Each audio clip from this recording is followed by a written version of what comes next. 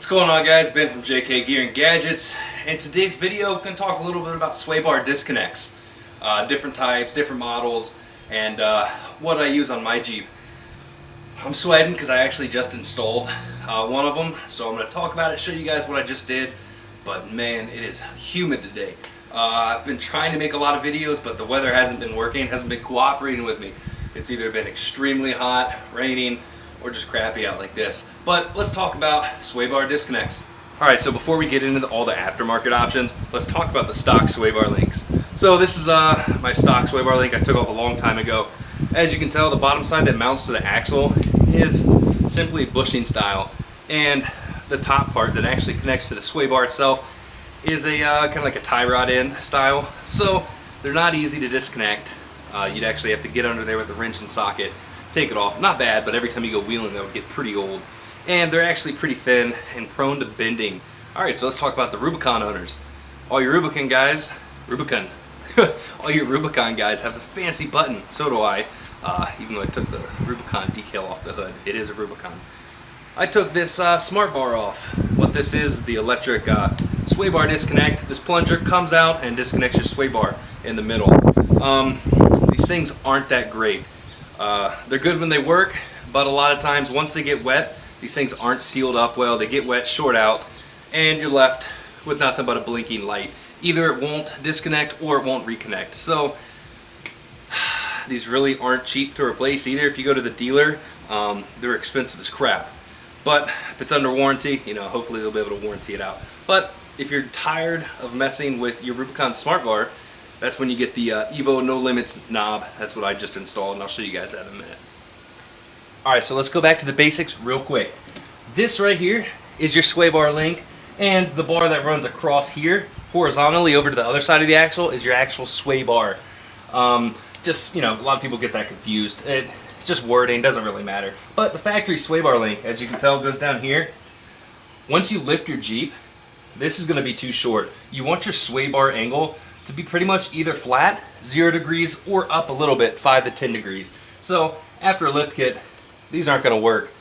So another option is to get adjustable end links or sway bar links. So I went with the rock crawler ones. You can tell they're a lot beefier. They are adjustable for your height, and they are quick disconnects. So all you have to do is pull this pin, hit this over a little bit.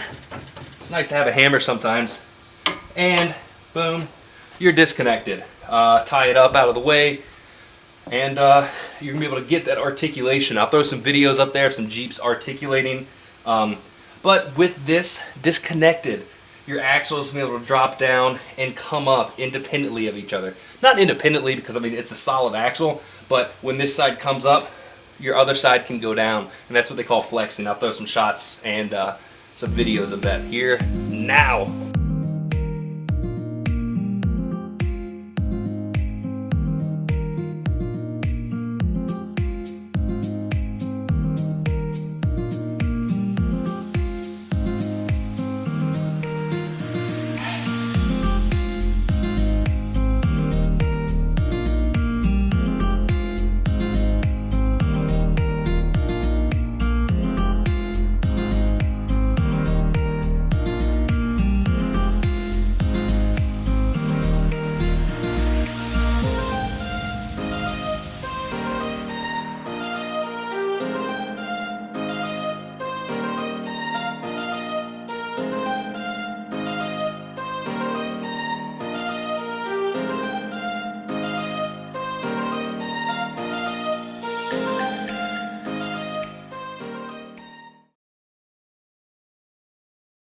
Alright, so you really want to disconnect when you're off-roading. That way your tires can, you know, maintain contact with the ground. You're not getting that body roll, and you're getting a better ride. But before you hit the streets, you're going to want to put your sway bar links back on. Because on the street, you're going to be getting a lot of body roll if these are off. So it's super important. Put them back on. And as you can tell, these quick disconnects make it really easy to connect and disconnect, opposed to sitting here and using your wrench and socket trying to get that bolt back through. But if you don't have the money to upgrade to some quick disconnects, you know, just taking this off for the time being will help you. But it gets old on the trails, getting in the dirt, so they're taking this off. Like I said, these are rock crawler. There's a lot of other brands. But I really like these. They work well. They do come with Zerk fittings, but I accidentally broke that off, so ignore that. Be quick and easy to change out. But they're greasable, they work good, they're not loud, and they actually come like a gold slash like zinc finish, but I sanded them down and painted them red just to match the Jeep, so pretty happy with those. But you're probably wondering, why do I still have these even though I have the Rubicon? First of all, I needed something adjustable for my lift, and in case you know, something's not right with that Rubicon little gear lock system that disconnects, I can always come over here and flip these up and be disconnected to hit the trails. But let's take a look at that Rubicon Smart Bar. Actually, not Smart Bar, the freaking, I took that piece of crap off. Let's check out the Evo No Limits. Alright, so we're under the Jeep, and this is where the old Smart Bar sat. Da-da-da-da-da. Easily prone to water, especially if you're going, you know, getting splashed with puddles or going underwater. You can simply get the Evo No Limits knob. All it does is bolt on with these 3 bolts. That's why I really didn't make an install video for it, because it's so easy. You're going to take, I guess I'll do a little recap. Take this off, 3 bolts, boom. Unplug the wire, boom. Get an AEV ProCal or any other tuner that's able to clear your Smart Bar light, not Smart Bar, your sway bar light that flashes on and off once you unplug it. Then get your Evo No Limits and read the instructions, do what it says, and boom, you're good to go. So instead of me coming over here, pulling the pins, getting those out of the way, I can simply come here and manually turn this knob all the way. And boom, I am disconnected. What that does is separates the gears in there so each side can independently move up and down. Great option for you Rubicon guys, especially once your Smart Bar fails. I'd highly recommend this. I'll throw a link in the description. It's right around $100, not very expensive.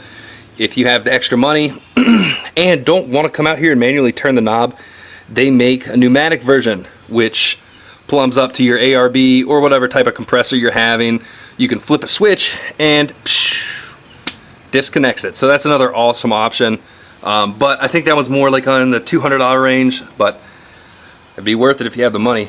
But I'm highly impressed with this. Easy to do. I have a video a while back where I actually tried to make one of these. It worked well for a while, but where I welded a nut here was a little off center, so the threads kept getting boogered and eventually failed. So went ahead and ordered this from Off-Road Elements. Came in really quick, and I'm happy with the upgrade. But let's talk about some more options for your sway bars. Oh, I'm sweating here just making this video. It's extremely hot. We're almost done. So we talked about the stock sway bar end links. We talked about quick disconnects. We talked about the Rubicon Smart Bar, the Evo No Limits, and the pneumatic Evo No Limits. What else is there? Well, there's full replacement kits, so you totally get rid of the factory sway bar and the sway bar links. One of the greatest options out there for that is the Curry Anti-Rock. I don't have one, never had one, and there's nobody local here that has one. So I'm going to try to get somebody to make a video of their Jeep with it so you guys can see what it looks like and hear what they like about it. Hey, what's up guys? It's Eric from Off-Road Elements. I just wanted to go over some of the benefits of the Anti-Rock sway bar. Here we have Frankie Van Halen, so one of our shop Jeeps, and we have the Anti-Rock front sway bar here in steel. So it comes with the 2 arms. It's got the narrower torsion bar that'll allow a little bit more twist and flex over the stock stiffer sway bar. It's got the brackets and then also some adjustable sway bar links with it. So these are really nice. The fact that you can, you know, on and off-road, you don't have to worry about disconnecting, having to pull any pins or, you know, fiddle with any electronic disconnects that sometimes are finicky. These do tend to provide a little bit softer ride on road, which I really like. So pairing up with a nice, you know, semi-firm shock, so like a, you know, Bilstein 5100 or a Fox or any shock similar to that, you know, that'll give you enough stability, and then just ensuring that all your alignment is in spec.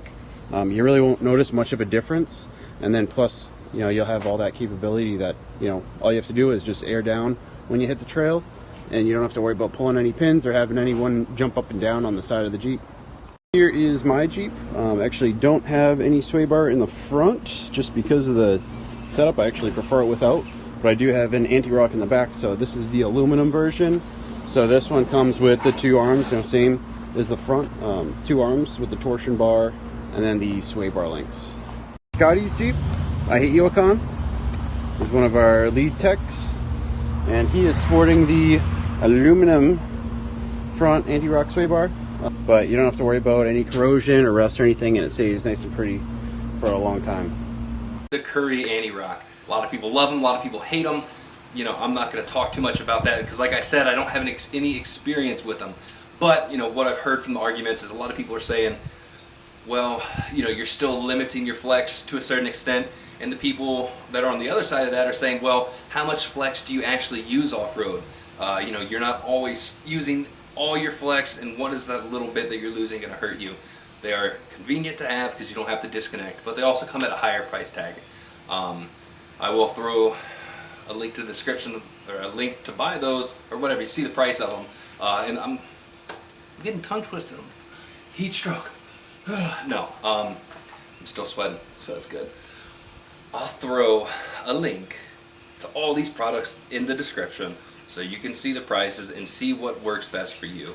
You know, I'd highly suggest, if you're stock, at least get a set of you know, quick disconnects before you jump straight to the anti-rock, because, you know, start small, work your way up. Alright, so we just covered a lot of info on the sway bar and disconnects in the front of the Jeep. So you guys are probably wondering, what about the rear? How can I get more flex?